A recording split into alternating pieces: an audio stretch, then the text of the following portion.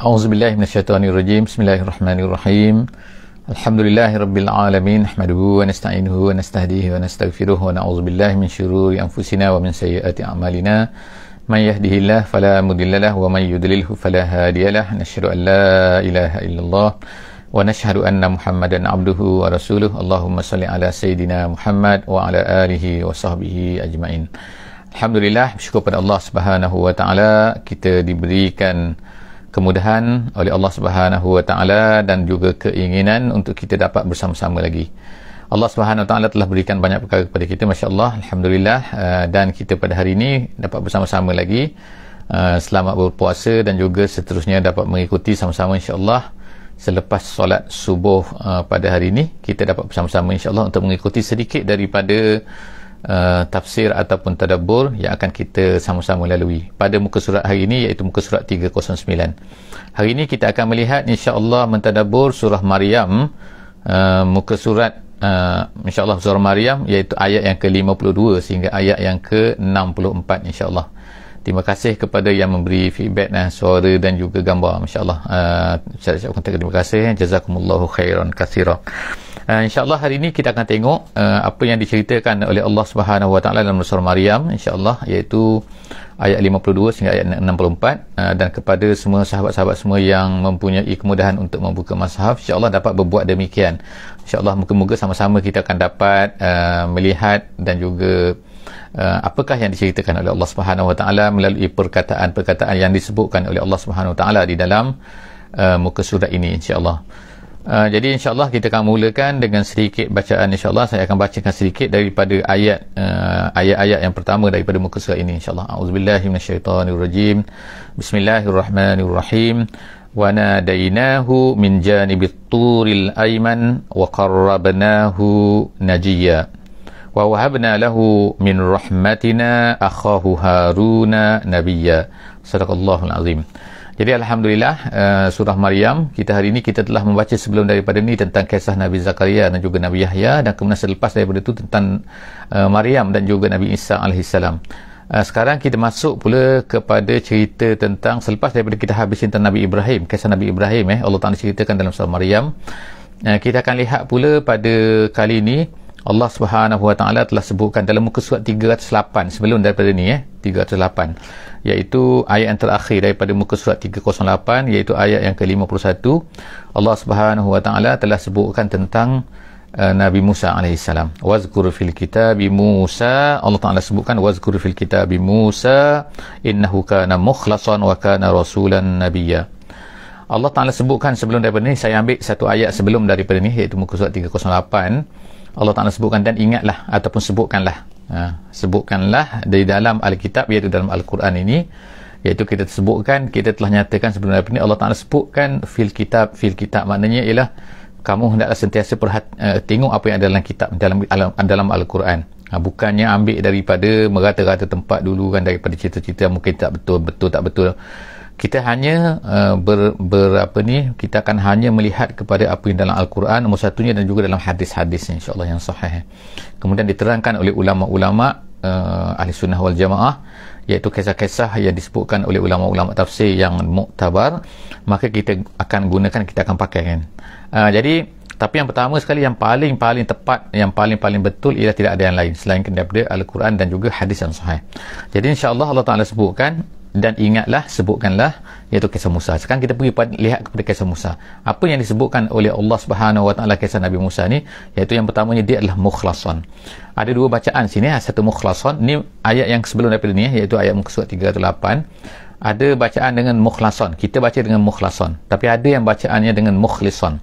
Ada beza sikit Kalau mukhlisan iaitu mukhlis, iaitu seorang yang ikhlas. Kalau mukhlasan iaitu yang dipilih, yang dipilih oleh Allah Subhanahu Wa Taala. Dan kemudian Allah Taala sebutkan Nabi Musa ni adalah rasulan nabiyya, seorang rasul dan juga seorang nabi. Jadi ulama-ulama telah sebutkan apakah yang dimaksudkan dengan nabi, apa yang dimaksudkan dengan rasul, betapa banyak rasul, betapa banyak nabi, semua itu telah dijelaskan. Dan ulama-ulama tafsir telah sebutkan bahawa nabi-nabi ni dikatakan ada sebanyak 124,000 orang, dan kemudian rasul-rasul pula ialah sebanyak 313 orang. Itu adalah disebutkan oleh ulama-ulama kita lah kan. Jadi insya-Allah Kita tengok pada hari ini, iaitu ayat wa nadainahu min janibit tur. Allah Subhanahu Taala sebutkan tentang dan kami telah menyeru. Allah Taala sebutkan dalam surah Maryam ni sedikit saja daripada kisah Nabi Musa, tak panjang. Sebagaimana kita telah sebutkan bahawa dalam kisah dalam surah Maryam ni fokusnya lebih banyak kepada cerita tentang kekeluargaan, iaitu masalah kekeluargaan, masalah yang banyak cerita tentang tu. Bukan ertinya mana bila Allah Ta'ala sebutkan cerita kisah Nabi Musa di sini, bahawa di sini saja kisah Nabi Musa. Tidak. Banyak lagi tempat-tempat lain kisah Nabi Musa yang ada dalam surah Taha, ada kisah banyak. Nanti selepas daripada ini kita baca surah Taha. Sebelum daripada ini juga dalam surah Al-Baqarah lagi dah ada tentang kisah Nabi Musa AS. Jadi kita tengok Allah Ta'ala sebut di sini hanyalah Allah Ta'ala kata wa nadainahu min janibit tur. Allah Ta'ala telah panggil Nabi Musa ini, iaitu di Bukit Tur, di tepian Bukit Tur. Tur ni ialah nama bukit, ada yang kata Tur Sinai lah kan, itu lah. Tapi bukit tu nama Tur. Kemudian di sebelah kanan janibit tur al-aiman ni makna kanan. Ada yang kata iaitu kanan Nabi Musa tu. Nabi Musa sekarang ni pada masa tu ialah Nabi Musa daripada Madian.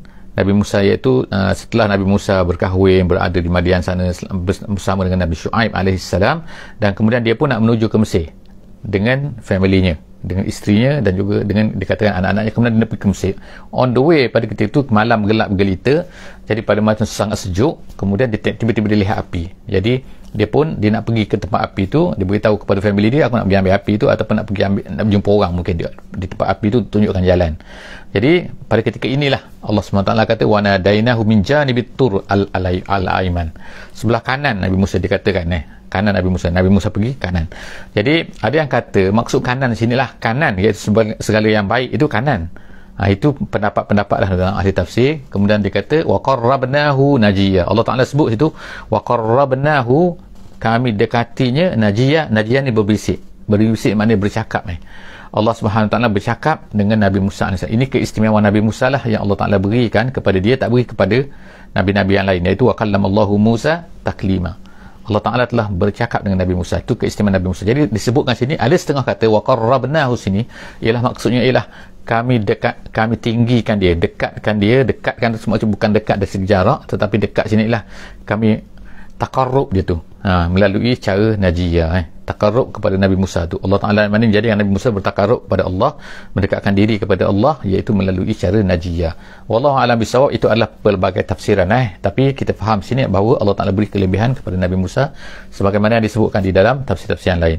Kemudian wa wahabna lahu min rahmatina, dan kemudian Allah Ta'ala sebut dan kemudian kami telah berikan, wa wahabna lahu, kami hebahkan, hebah ni pemberian untuk kepada Nabi Musa ni, min rahmatina, daripada rahmat kami, akhahu Harun nabiyya, kami jadikan Harun sebagai seorang nabi. Jadi Harun ni adalah dikatakan abang 3 tahun sebelum daripada Nabi Musa, maknanya dia lebih tua sikit daripada Nabi Musa, bukannya adik, dia abang.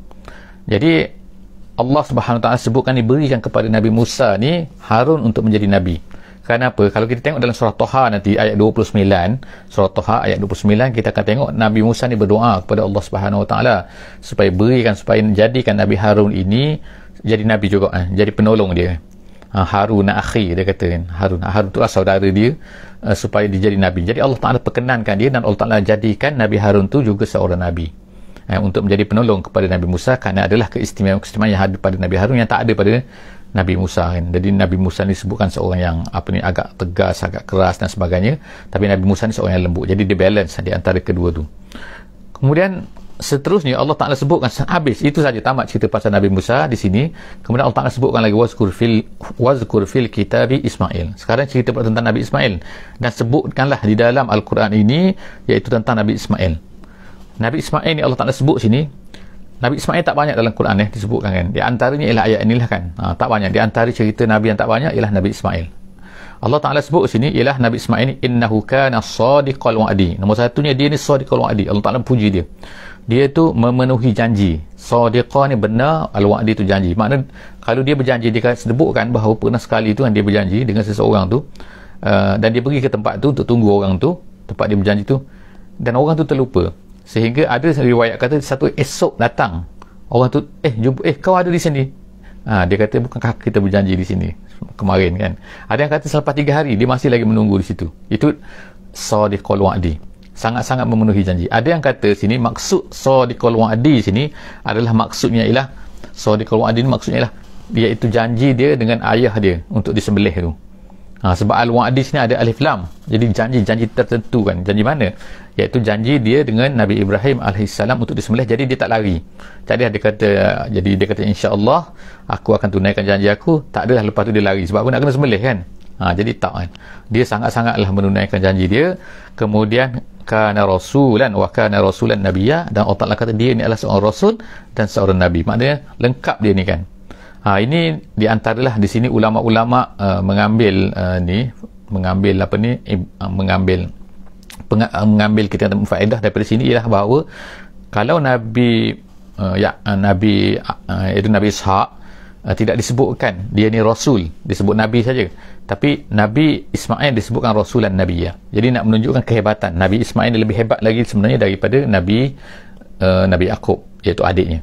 Jadi seterusnya Allah SWT sebut wazkur fil kitab. Selepas tu minta maaf sebelum tu ayat 55 ayat 55 kita tengok Allah SWT puji Nabi Ismail lagi. Dia kata apa? Wa kana ya'muru ahlahu bis salati waz zakah. Dia menyuruh ahlinya. Ahli sini ada dua terjemahan dia tu ada yang kata ahli di sini maksudnya ialah keluarganya.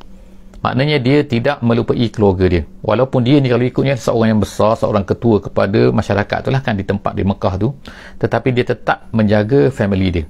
Menyuruh family-nya dengan bis solati, dengan sembahyang dan juga az-zakah. Ada yang kata maksud zakat sini ialah zakat betul-betul zakat lah, iaitu zakat mengeluarkan harta dan sebagainya. Ada yang kata zakat sini ialah membersihkan diri maksudnya. Jadi ada dua pendapat sini. Ada di sini sikit ulama-ulama tafsir menyebutkan, dia kata Nabi Allah Ta'ala memuji Nabi Ismail ni, iaitu dia ni menyuruh ahlinya dengan solat dan juga dengan az-zakah. Dia sebutkan perkataan ni menyuruh maksudnya, iaitu yang ditaklifkan kepada seorang ayah ni ialah menyuruh. Bukan yang memastikan jadi tak jadi. Sebab kadang-kadang ada anak tak jadi kan. Ada anak, sebagaimana contohnya anak Nabi Nuh alaihissalam. Ada seorang anak Nabi Nuh kan, dia tak mau ikut, dia tak nak beriman kan, tetap juga tak nak naik kapal Nabi Nuh tu kan, lalu mati dalam air tu kan, dalam banjir. Jadi nak menunjukkan sini bahawa ada anak-anak sendiri yang tak ikut ayah, walaupun ayah seorang Nabi. Jadi di sini ialah kesalahannya di mana? Kesalahan ialah bukan satu kesalahan kalau seorang anak tak mengikut ayah dia, tapi satu kesalahan kalau seorang ayah tidak menyuruh anaknya. Menyuruh tu, jadi tugasnya adalah menyuruh, ya'muru di sini kan, menyuruh ahlinya, memerintahkan ahlinya untuk bersolah dan juga untuk zakat. Begitulah juga dengan perkara-perkara yang lain, ketaatan yang lain, sebagai contoh tutup aurat dan sebagainya. Jadi tanggungjawab seorang ayah tu menyuruh anaknya, memastikan anak dia tutup aurat. Tapi kalau di luar pengetahuan dia, kalau dia tak tahu kan, itu tak jadi juga. Itu adalah terlepas tanggungjawab tu seorang ayah tu. Seterusnya ialah dia kata sini bahawa Nabi Ismail ni ya'muru ahlahu bis salati waz zakat wa kana 'inda rabbih mardiyya, dan dia adalah di sisi Allah mardiyya. Mardiyya maknanya diradai, seorang yang diradai. Asalnya marduun jadi mardiyya. Ada perubahan sikitlah dalam bahasa Arab kan. InsyaAllah kita tengok ayat 56. InsyaAllah ayat 56 Allah SWT kata seterusnya yang lain pula, wazkur Idris pula, wazkur fil kitab Idris. Jadi dan sebutkanlah juga tentang Nabi Idris. Jadi Nabi Idris ni adalah seorang rasul yang jarang juga disebut dalam Al-Quran, tetapi disebutkan di sini perkataan Idris ini dikatakan asalnya Darosa tu belajar. Ada yang kata dia lah orang belajar sekali matematik, dia orang mula-mula sekali diajarkan macam-macam perkara lah oleh Allah Subhanahu Wa Taala. Jadi nama dia Idris. Innahu, Allah Taala kata kana siddiqan nabiyya. Dia adalah seorang yang siddiq, seorang yang nabiyya. Dia seorang nabi. Dan juga siddiq. Siddiq ni ialah maha benar lah, sungguh-sungguh benar kan. Macam Abu Bakar Siddiq lah, seperti kita sebutkan sebelum daripada ni. Kemudian wa rafa'nahu, ayat 57 Allah Ta'ala kata wa rafa'nahu, dan kami angkat dia makanan aliyah, tempat yang tinggi. Di sinilah ada sedikit perbezaan ulama, apakah maksud Nabi Idris ni diangkat tempat yang tinggi. Ada yang kata diangkat di sini maksudnya ialah diangkatkan kedudukannya. Diangkatkan kedudukan, keistimewaan dia di tempat yang tinggi. Tempat yang tinggi itu maksud kedudukan yang tinggi. Itu satu pendapat lah. Ada pendapat lain, ulama kata dia tu diangkat betul-betul. Diangkat oleh Allah Subhanahu Wa Taala ke syurga, ke langit, dan kemudian dia tak nak balik lah kan. Kemudian dia dimatikan, kemudian dia hidup terus dalam syurga. Itu pendapat-pendapat di kalangan ulama dalam menafsirkan ayat ni, wa rafa'nahu makanan aliyah.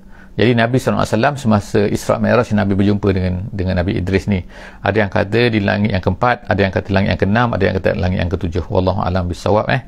Tapi dia dimasukkan ke dalam syurga tu. Seterusnya ialah Allah SWT kata, innahu kana siddiqan nabiyya, dia seorang siddiq, wa rafa'nahu makanan aliyya, dan kemudian diangkatkan dia. Kemudian ulaika, last sekali ialah Allah Ta'ala sebut dalam ayat 57-58 Allah Ta'ala kata ulaika, mereka semua tu lah. Jadi makna sebahagian daripada ni Allah Ta'ala sebutkan di sini.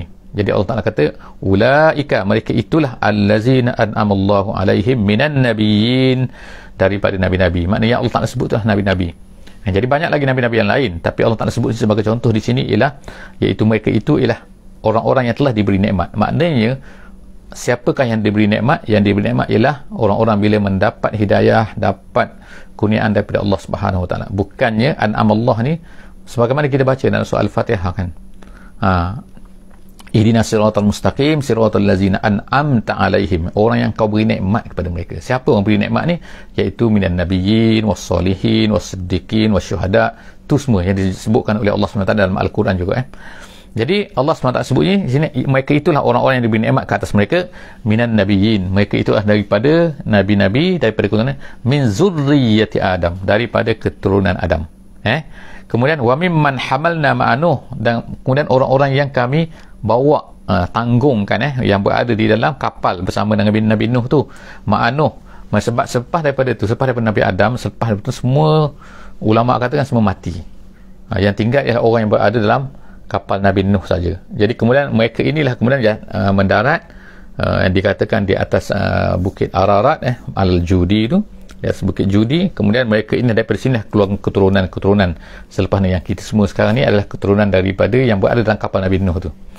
Jadi kemudian Allah Ta'ala sebut sini wa mimman hamalna, daripada orang-orang ni, nabi-nabi, orang yang diberi nikmat daripada orang yang berada dalam kapal Nabi Nuh tu, wa min zurriyyati Ibrahim, dan kemudian selepas daripada tu daripada zuriat Nabi Ibrahim. Sebab zuriat Nabi Ibrahim ini ialah di antara rasul yang ramai. Allah Ta'ala lahirkan rasul-rasul yang sangat ramai daripada keturunan Nabi Ibrahim alaihissalam. Allah Ta'ala sebut sini wa Israel, daripada keturunan Nabi Ibrahim, dan kemudian wa Israel, daripada keturunan Israel. Israel di sini maksudnya ialah Nabi iaitu Nabi Yaqub alaihissalam.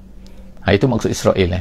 Jadi bila kata Bani Israel ialah anak-anak Nabi Yaqub alaihissalam. Itulah Nabi Yusuf dan juga lain-lain tu, yang 12 orang tu. Jadi Allah SWT daripada zuriat mereka ni Allah Ta'ala jadikan rasul-rasul yang sangat ramai. Daripada zuriat Nabi Ibrahim, daripada zuriat ni kan. Jadi Allah Ta'ala jadi dikatakan oleh Nabi kita sallallahu alaihi wasallam dalam satu hadis, dia kata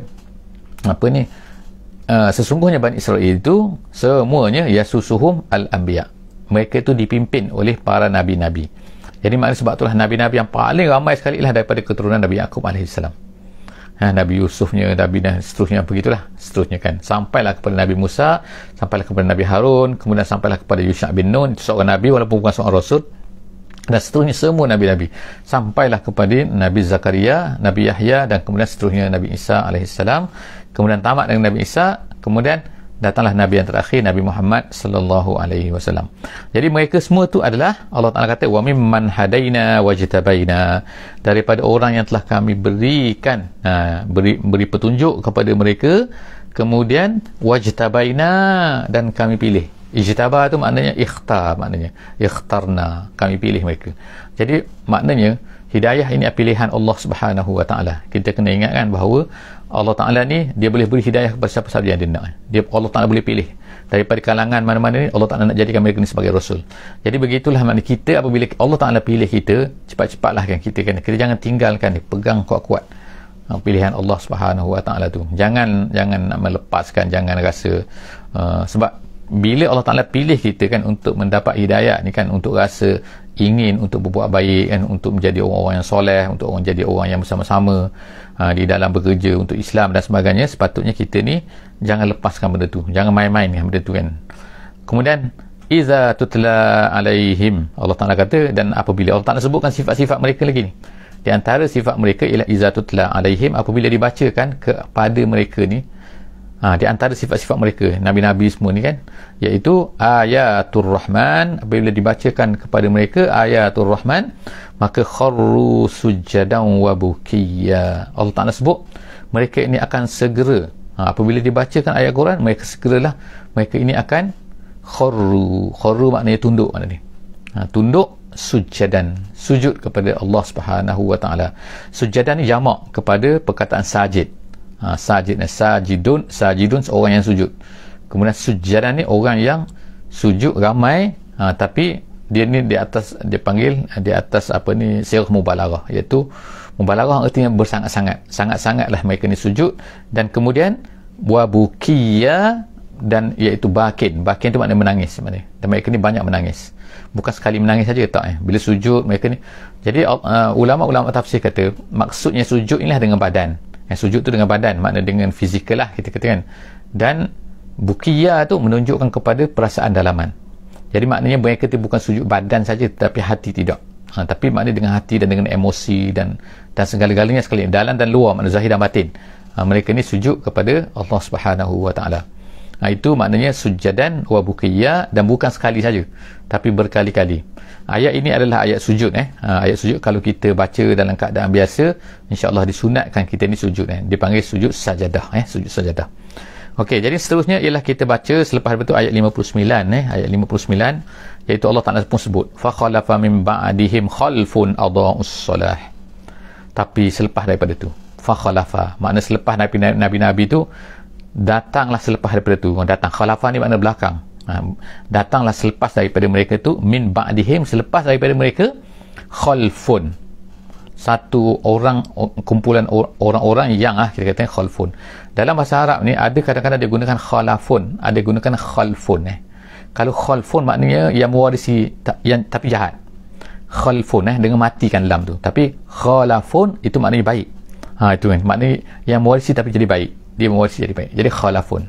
Daripada perkataan khalafa ni lahirlah perkataan khalifah, khalifah Rasulullah kan, khalifah itu maknanya khalifah ni orang yang datang kemudian, pengganti maknanya. Jadi kalau kita kata tadi khalfun ada beza dengan khalafun. Itu keindahan dalam Al-Quran lah, yang insya-Allah kan kalau nak tengok detail lagi banyak lah kita sebutkan kadang-kadang tu perkara-perkara ni dalam sesi pukul 10 malam setiap hari Ramadan hingga 20 hari bulan ni. InsyaAllah kita ada sesi yang indah Ramadan setiap malam pukul 10 malam di YouTube. Di YouTube, bukan yang di Facebook.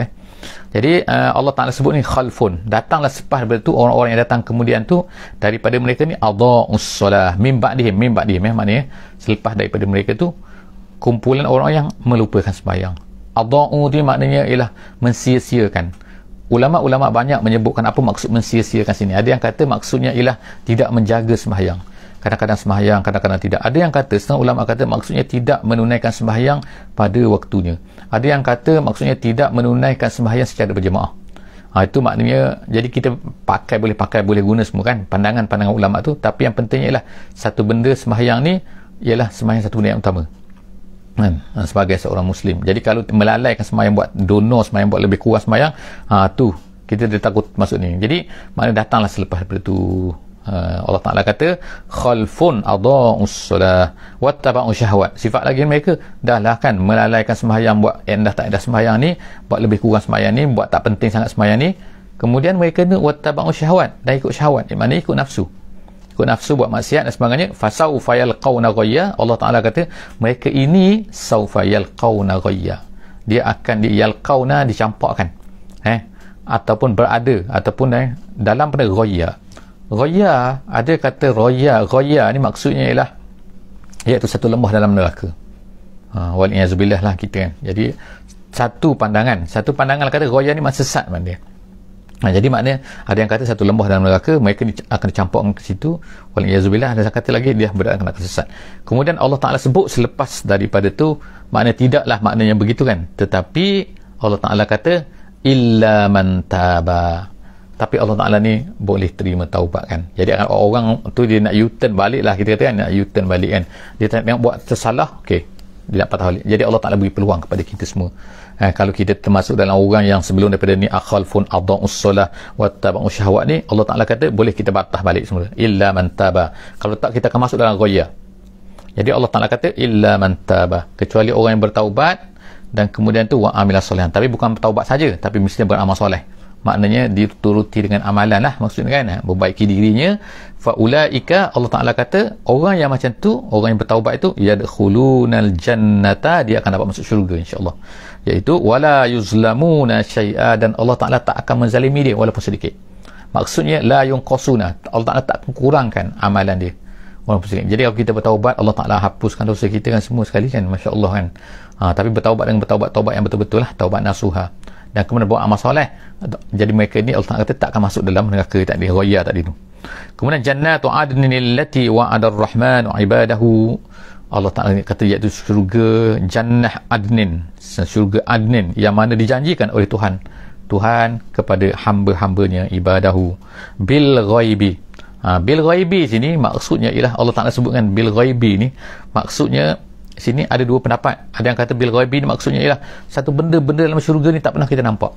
Itu maksud yang pertama kan. Maknanya satu benda yang tak pernah, ialah kita jumpa dalam dunia semua tak ada kan, sama sepertinya ma la ainun ra'at wala uzunun sami'at, tak pernah dengar oleh telinga, tak pernah nampak oleh mata kan, wala khatar ala qalbi bashar, tak pernah terlintas dalam hati manusia. Sebab tu dia kata bil ghaib. Ada yang kata satu lagi pendapat, mana bil ghaib sini ialah mereka beriman, hamba-hambanya yang beriman, ibadahu bil ghaib, iaitu yang beriman dengan walaupun tak nampak syurga, tak nampak neraka, tapi dia beriman. Itu kelebihan yang Allah Ta'ala berikan kepada mereka, kerana mereka ni beriman dengan satu walaupun benda tu tak nampak. Innahu kana wa'duhu ma'tiya, janji Allah itu, Allah Ta'ala kata janji dia adalah ma'tiya.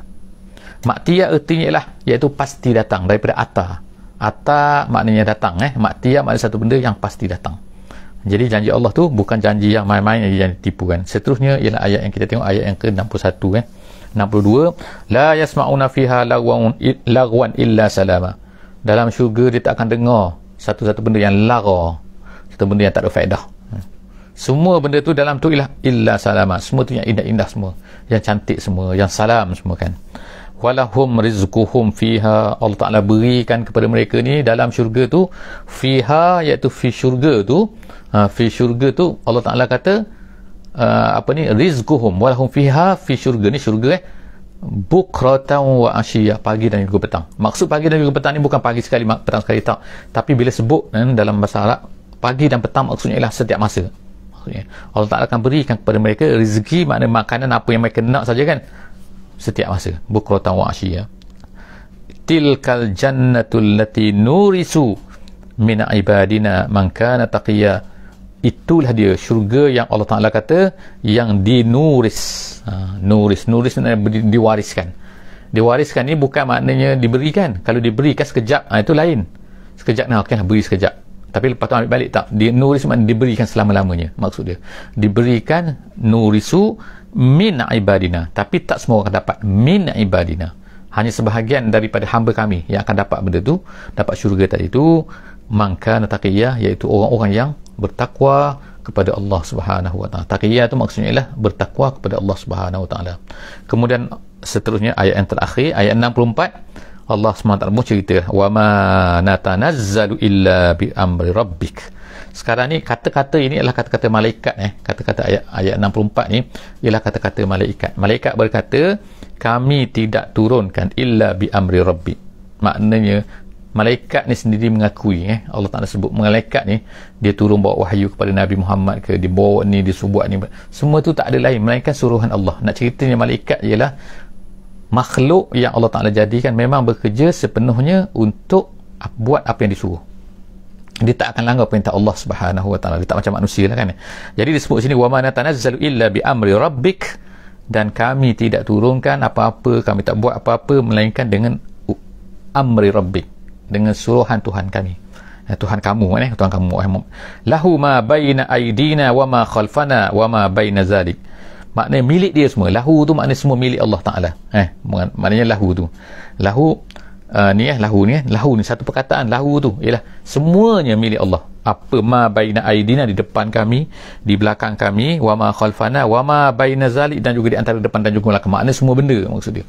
Semua benda ni adalah milik Allah Subhanahu wa taala, lahu lillahi subhanahu wa taala, wa ma kana rabbuka nasiya, dan Tuhan tak pernah lupa. Tuhan tak pernah lupa. Nasiya tu lupa, wa ma kana rabbuka nasiya, makna nak cerita malaikat beritahu Tuhan kau tak lupa. Cuma habis tu kenapa Tuhan memerlukan kepada malaikat pun kan? Allah Taala nak tunjukkan kekuasaan dia. Allah Ta'ala nak buat semua benda tu sendiri boleh kan, tapi Allah Ta'ala gunakan malaikat-malaikat ni kan. Dan malaikat ni pula dengan ramainya malaikat tu, tak adalah bukan lupa-lupa kan. Kalau kita kan dengan, kalau seorang orang besar lah kata kan, kalau dia ada ramai sangat orang bawah dia, kadang-kadang dia lupa juga, orang ni terlupa buat kerja. Tak, Allah Ta'ala tak lupa. Jadi itulah di antara pengajaran yang kita boleh dapat pada hari ini, muka surat 309. Jadi insyaAllah jangan lupa insyaAllah bersama-sama lagi kita dalam sesi akan datang, muka surat 310 insyaAllah, untuk kita bertadabbur sama-sama, insyaAllah melihat, memahami sama-sama sedikit apa yang ada di dalam setiap muka surat daripada Al-Quran pada setiap hari satu muka surat insyaAllah. Jadi jangan lupa insyaAllah pukul 6.30 pagi insyaAllah. Kita ada juga nak sebutkan juga ya, kita ada di YouTube insyaAllah. Dan jangan lupa untuk share dengan kawan-kawan kita semua lah insyaAllah, dengan sahabat-sahabat semua. Di link mudah saja sekarang pada hari ini kan, hanya hantar link je dalam Facebook, dalam grup, dalam WhatsApp, dalam apa benda kan, dalam Telegram kan, semua boleh dihantar saja kan, tekan saja kan, tak kena bayar apa-apa, tapi tiba-tiba kita dapat pahala insyaAllah. Kalau orang, mungkin ada orang yang lebih, orang yang tak dengar bersama dengan kita pada kali ini, tapi dia dengar, dia melihat kemudian, tapi kemungkinan dia lebih faham daripada kita. Wallahu a'lam bishawab. Rubba, Nabi SAW kata, rubba muballigh afqah min muballigh. Kemungkinan orang yang disampaikan itu lebih faham daripada apa yang difahami oleh orang yang menyampaikan. Wallahu a'lam bishawab. Bismillahirrahmanirrahim. Wal 'asri innal insana lafi khusr illa allazina amanu wa 'amilus solihat wa tawasaw bil haqqi wa tawasaw bis sabr. Wassalamualaikum warahmatullahi wabarakatuh.